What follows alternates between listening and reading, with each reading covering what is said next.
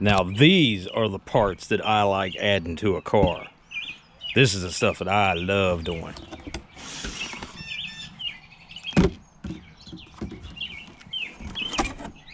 Class D mono amp and my bump. These big old bad boys.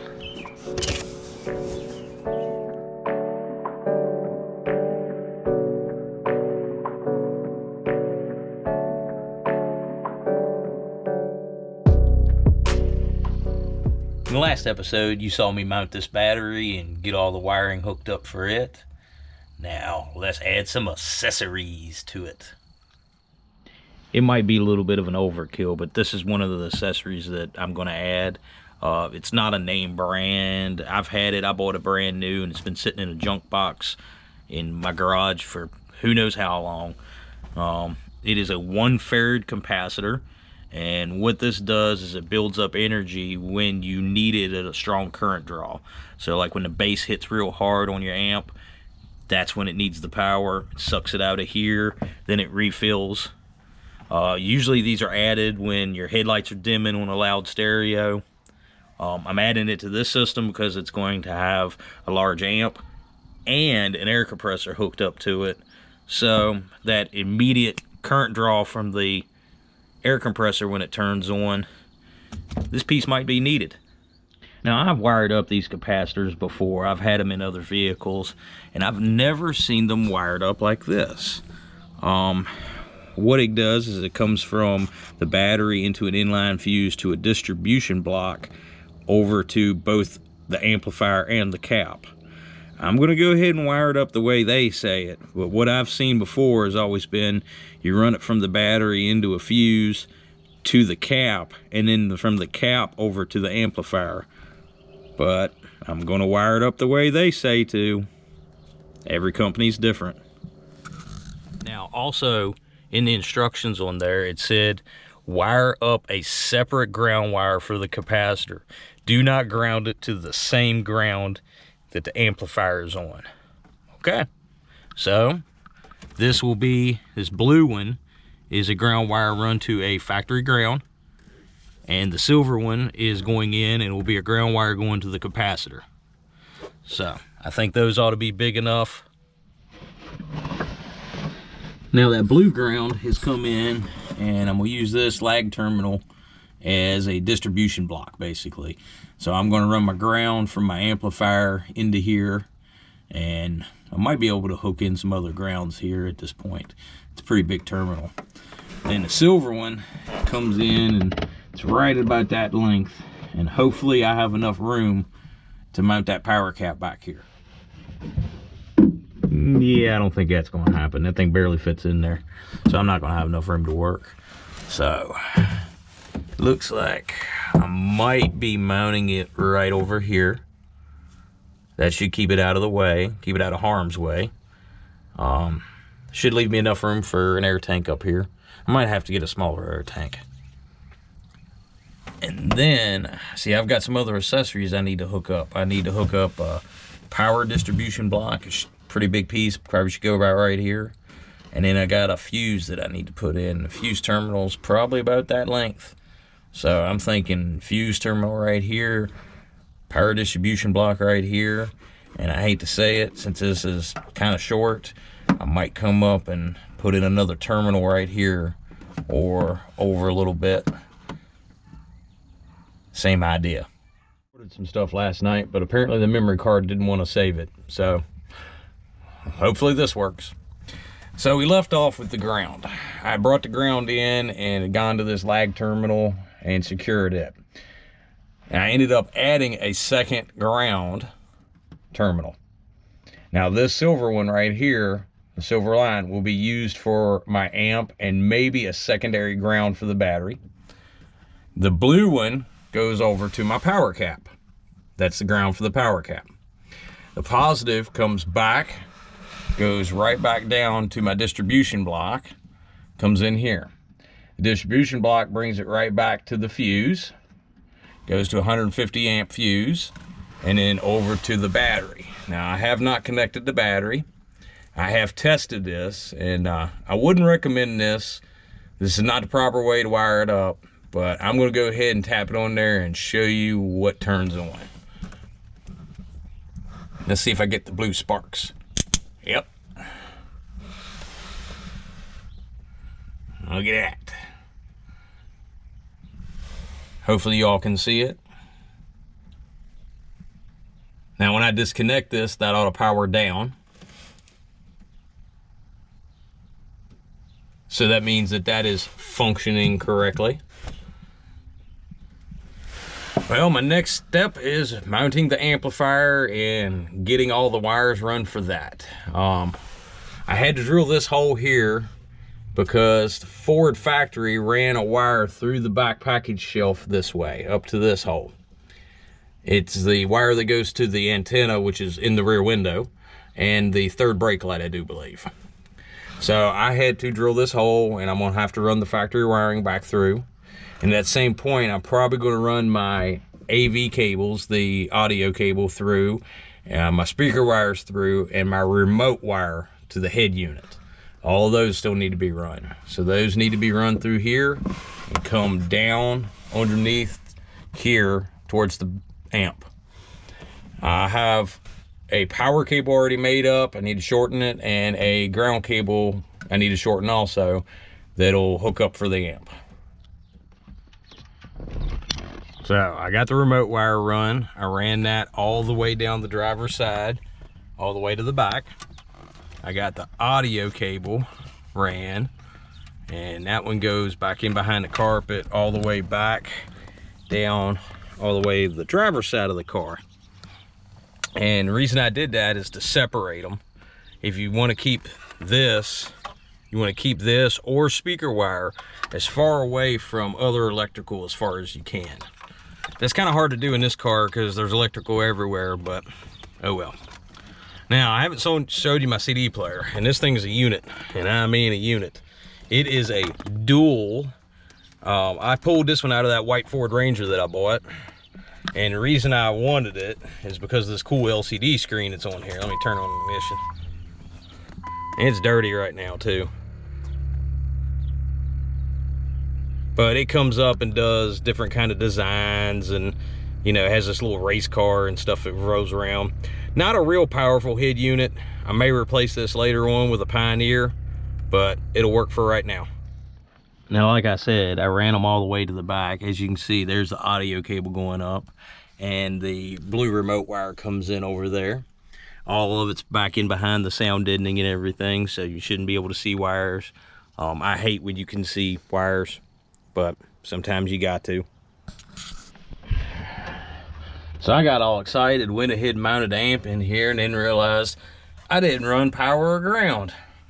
So got a couple pieces of wire here that I'm going to throw in, and hopefully I can get this thing mounted and turned on tonight. It's starting to get dark, so it's going to be kind of hard to see it, but I got a 60 amp fuse in, which this one has two 30s on it. Two 30s, so 30 plus 30 is 60. So I had one 60 amp fuse, and it was all corroded. I took the Dremel and a little wire wheel to it and cleaned it up. Put that bad boy in, hopefully it works. All right, got power wire hooked up, got ground wire hooked up. Now, I don't have any power in the system, it's disconnected, but I'm still gonna be cautious. That power cap might have something. I took the battery back out because I still haven't mounted this bad boy. I did finally get ring terminals that are gonna fit it, and I think I'm gonna put it in right about maybe there. That should be back out of the way of the battery. Yeah, maybe back here. That would probably be a good spot.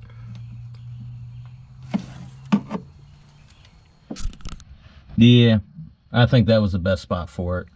So I'm gonna have to get back in here with my Dremel and cut this wire, make it two pieces, add those terminals.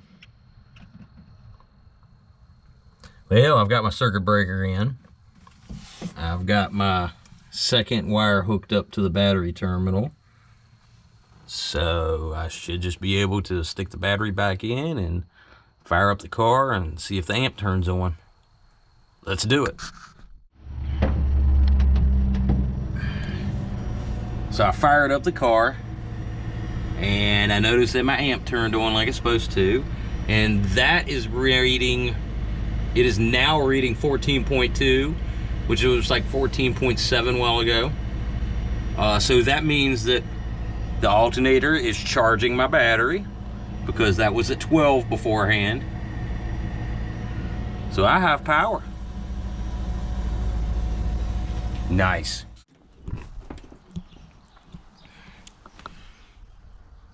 So I need to get all this put back together so I can get my sub mounted back here. And one of the things I've got to do is I got to do something about this. This looks really faded. It's going to be hard to see on camera, but back here in the back part, right back here, it looks way more faded than what it does in some of the other areas. It looks a lot better after I vacuumed it down and tried to clean it up, but I'm probably going to mist a little bit of dark blue paint over top of this, just trying to freshen up the color. We'll see what it looks like when I get done.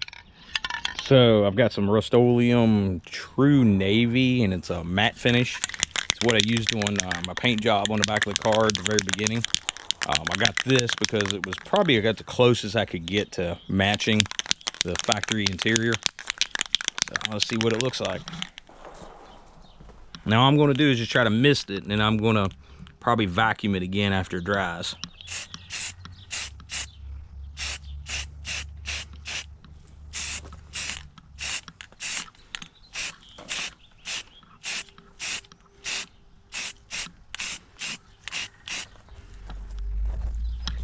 These were all really dirty, and I took a brush around them and cleaned them all up.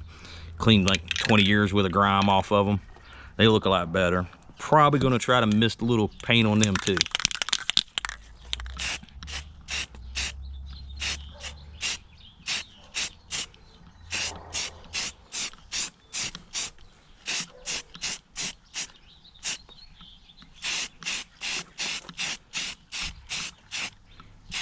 Oh yeah, that's looking a lot better. This package shelf being sitting in the sun for 20 years, it definitely could use this. In my opinion, I think it did a pretty good job. It's like you can barely even tell that I did anything there. It kind of, it's pretty much the same color. It darkened it up, kind of evened out the coloring. I know it's hard to see here in the shade, but maybe I can move it out in the sun a little bit later. I'm going to go ahead and spray the grills too, so you can see how faded they are.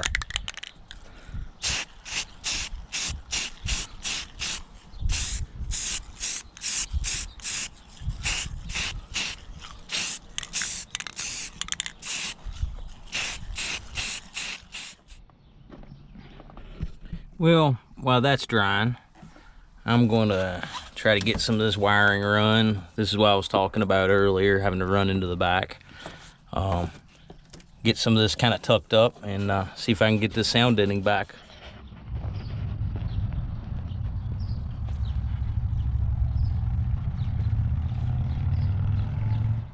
So I've put the sound deadening back up, and I think everything should fit. Doesn't seem like it fits in there as nice as when it came out, but maybe a little finagling will get it. Now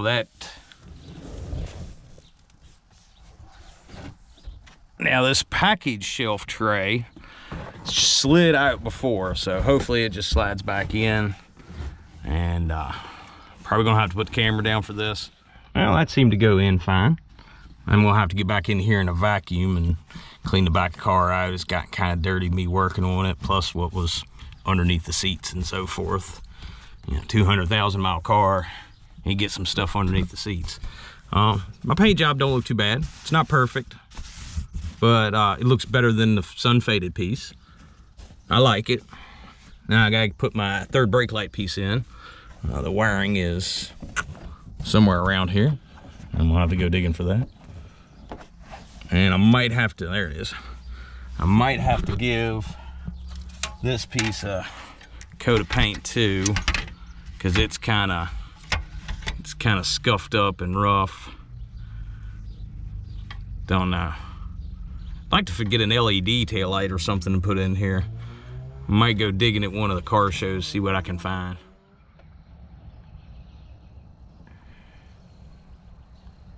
Now, it may not be easy to see because it's gotten dark on me. I spent most of the day cleaning up back here. I've vacuumed up, and this black matting had some like brown stuff on it that may have been mold. I don't know. It had kind of a funky smell to it the past couple days when I've had the seat out.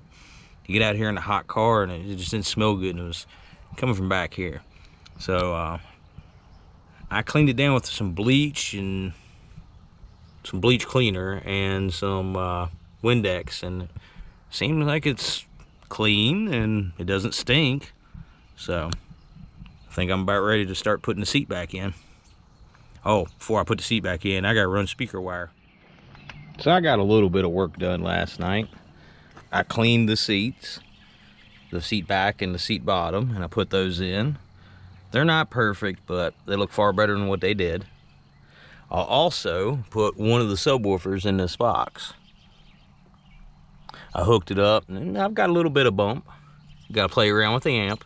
Of course, I have to hook up the other subwoofer. Got to get it in the box. And when I went to town today, I bought myself a third brake light bulb, which I needed one for that. And I also bought myself a bag full of polyfill.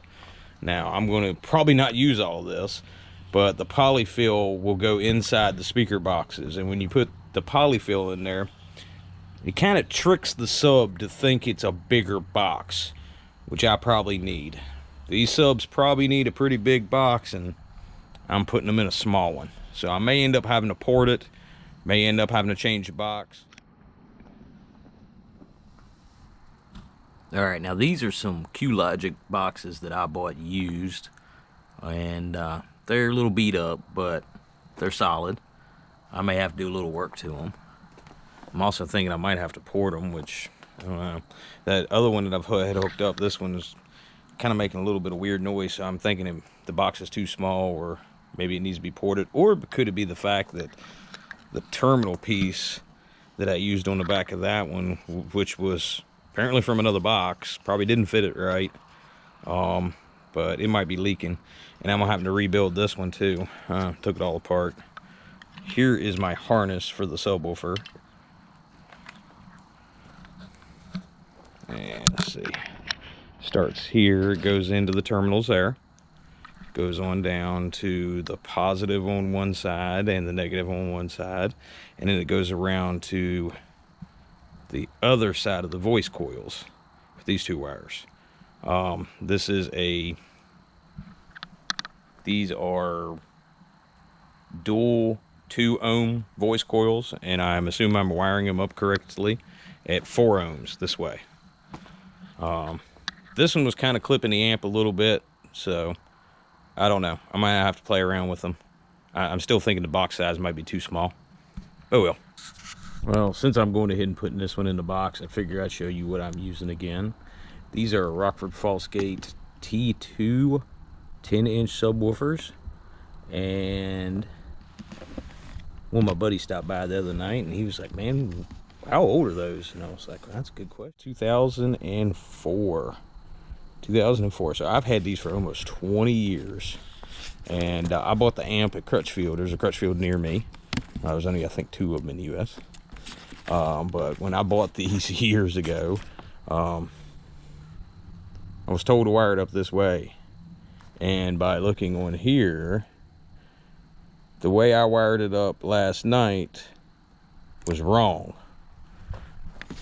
I wired up the positive and the positive, and it should have gone the positive to the negative, and negative, yeah. So I'm gonna have to play around with this and make sure I wire this one up correctly, and when I redo this box, make sure it's wired up right. Now, I bought this polyfill earlier. I'm gonna pack this box full of it, as much as I can fit in there, and it'll be all around the outside, and then fit this big old bad boy in there. All right, let me get this unboxed, and I'll show you a little bit of the sub, because it's kind of cool. Look at that. That thing's huge. Oh, it's heavy too. I don't know how much it weighs. It's probably like 30 pounds or more. These are the terminals. And by reading up, I did wire the other one incorrectly. I wired it up for 1 ohm, which that amp is 1 ohm stable, but it was pushing it to its max. So that's why this one was sounding rough.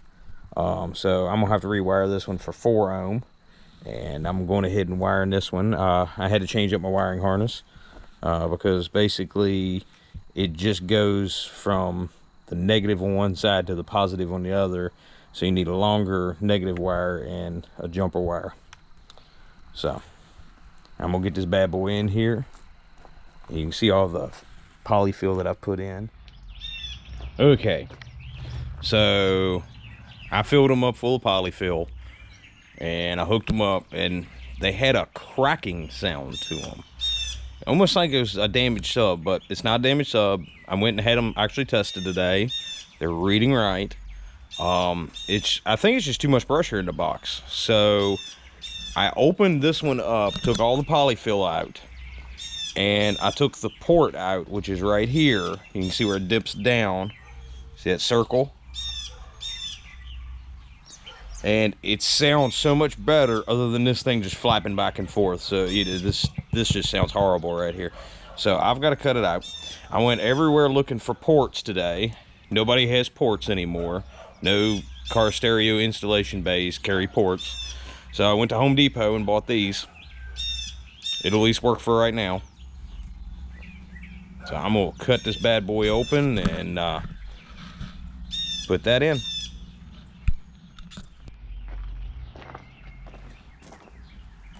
It's actually in there pretty tight. All I did was slice the carpet and slide it right on in. Now, my plan is to probably revamp these boxes and at least change the carpet and so forth on them. So I might glue that in at that point and put in an actual permanent port. Don't know. Hook this up and see what it sounds like. I think that amplifier's hard pressed to push both those 10s. So I'm trying out some other subs that I had sitting, and these are AUDIOBAHN special editions. They're about the same era. Not as powerful, but maybe that's the key. Because the other ones, they were hitting, but they're not hitting right. And after doing a little research, talking with a few people, you're supposed to have like 800 watts RMS to run one of those. Well, that amp's pushing about 500 watts. I'm gonna try these AUDIOBAHNs and see what they sound like. Plus they got that cool flame style basket. I might mount one inverted. So I'm kind of liking the AUDIOBAHNs. They sound pretty good. It's a nice tone from them. I've gone ahead and kind of put the box together the way I wanted, and I'll show you. Now, this is just a bracing to hold everything together for right now. Nothing cosmetic has been done.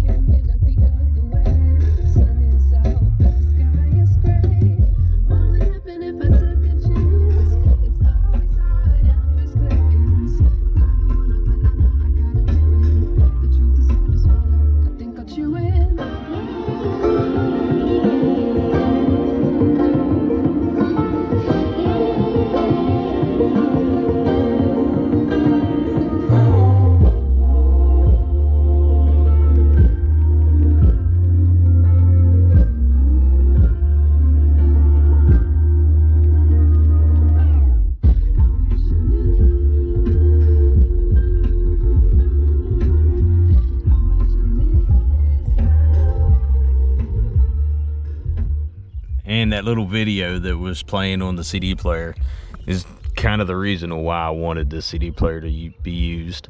But it's not a very powerful CD player. It doesn't kick out very much power to the factory speakers. Now, the factory speakers are those nice JBL or component style speakers from Ford. So they got pretty good sound to them. I don't know how the audio picked up in this. Hopefully it picked up good, but they bump. They sound pretty good.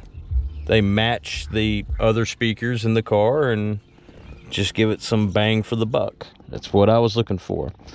Now the box, I've got the design the way I want it to. I want to, of course, make this all pretty. I'm going to end up probably covering this with some kind of fiberglass or something to make everything all nice and sturdy, and making both boxes into one piece, and making a mounting area back there for the seat belt so it can go through and use the seat belt to hold it in. Plus that means I can also take it out if I want to. If I have to have the back seat for something, the sub box can come out. I want to mount this speaker up here inverted so you can see that big chrome basket when I make everything pretty. I need to do some work to the boxes too, because these are used boxes, so they have holes and you get a little bit of airflow through them, so a lot of the stuff needs to be cleaned up. But slowly getting it put together. Hopefully next episode, or maybe episode on down the road, we can get this looking pretty. Thanks for watching this jumbled up mess of a episode, and check out some of my other ones that may be a little bit more linear. And like, share, and subscribe.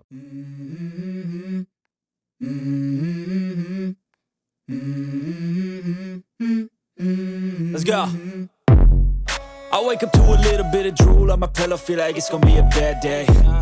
Yeah, I'm tired of shit, and the coffee ain't hit yet, damn, ain't that great. I don't wanna go to work, cause my boss is a jerk, and I'm not even that paid.